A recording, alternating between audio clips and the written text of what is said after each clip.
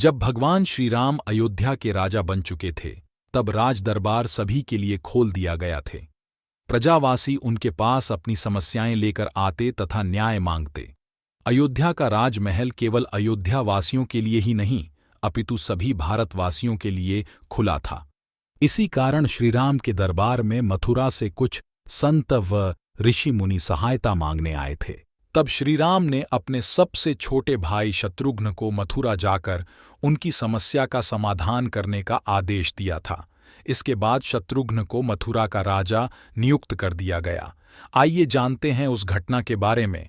ऋषि च्यवन ने महाराज राम को बताया कि मथुरा का राजा लवणासुर मधु नाम के दैत्य का पुत्र है, जो वहां रहने वाले आर्षि मुनियों को मारकर खा जाता है।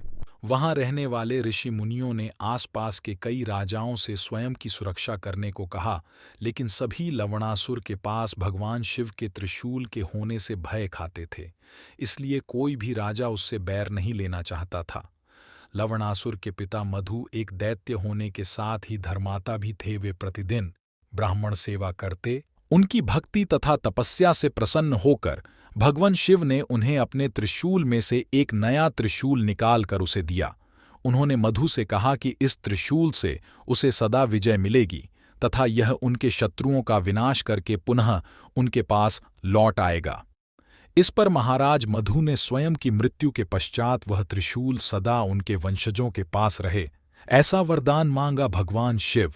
यह वरदान देने से तो मना कर दिया, लेकिन कहा कि उनकी मृत्यु के पश्चात यह त्रिशूल केवल उनके एक पुत्र के पास रहेगा तथा उसकी मृत्यु के पश्चात पुनः भगवान शिव के पास लौट आएगा।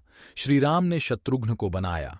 मथुरा का राजा लवणासुर का वध करने के लिए श्रीराम ने अपने सबसे छोटे भाई शत्रुघ्न का चुनाव किया तथा उसे मथुरा जाकर उससे युद्ध करने का आदेश दिया, क्योंकि लवणासुर के मरने के पश्चात मथुरा राजा विहीन हो जाती। ऐसे में वहां की प्रजा को एक नए राजा की आवश्यकता होती। इसके साथ ही भगवान श्रीराम ने शत्रुघ्न को भगवान विष्णु का एक भयंकर बाण दिया, जिससे लवणासुर का वध किया जा सके। उन्होंने लवणासुर पर तब आक्रमण करने को कहा जब उसके पास भगवान शिव का दिया हुआ त्रिशूल न हो। भगवान श्रीराम का आदेश पाकर शत्रुघ्न मथुरा गए तथा लवणासुर से भयंकर युद्ध किया। अंत में लवणासुर का वध हुआ तथा वह त्रिशूल भगवान शिव के पास चला गया। इसके पश्चात शत्रुघ्न मथुरा के नए राजा बने तथा वहां का राज सिंहासन संभाला। अगर आपको ये कथा अच्छी लगी हो तो शेयर करें।